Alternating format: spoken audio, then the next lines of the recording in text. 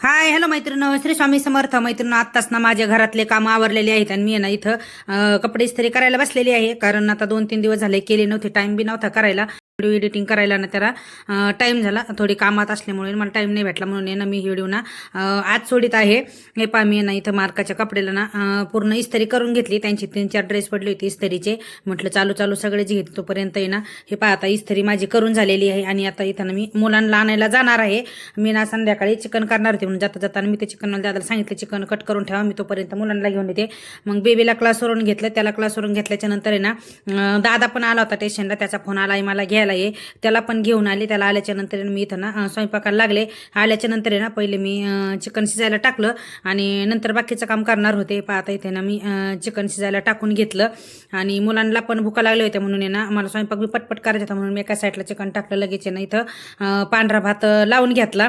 कारण भात यादा झाला म्हणजे कुकर पण थंड होतो. हे पहा, आता मी चिकन शिजून साईडला ठेवले, म्हणलं कुकर थंड होतो तोपर्यंत आहे ना भाकरी टाकून घेते.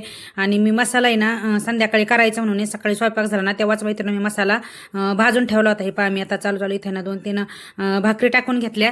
छोट्या बेबीला आहे ना सकाळची चपाती होती, त्याच्यामुळे ना मी आमच्या तिघापुरते तिथं भाकरी टाकल्याच्या नंतर मी लगेच किचन पण साफ करून घेतला. म्हणजे चालू साफ केला का जास्त पसारा बी होत नाही. आणि इथं आता भाकरी झाल्याच्या नंतर आहे ना मी लगेच इथं भाजी फोडणीला टाकून घेते. मी फक्त रस्सा भाजी करणार होते, सुक्क वगैरे काही करायचं नव्हतं, एकच टाईम होतं ना म्हणून मी फक्त एकच करते रस्सा. मैत्रिणी, मी संध्याकाळी एक टाईम करायचं असलं ना शक्यतो सुक्क करायचं टाळतेच. हे पाहता इथं फोडणीला टाकते आणि त्याचं ना भाजी म्हणून येण्यासाठी मी ते ना थोडं पीठ भाजून घेतलेलं आहे. हे पाहता शिजलेलं चिकन आहे ना मी त्याच्यामध्ये घातलं आणि टाकता वेळेस ना थोडं खाली सांडलं बी.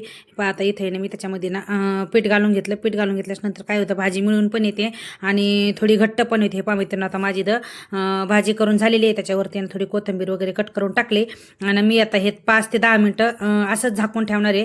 म्हणजे जरा भाजीला चव येते आणि भाजी पण छान लागते. चला मैत्रिणी, आजच्या पुरतं एवढंच. भेटू परत नेक्स्ट ब्लॉगमध्ये. तोपर्यंत बाय.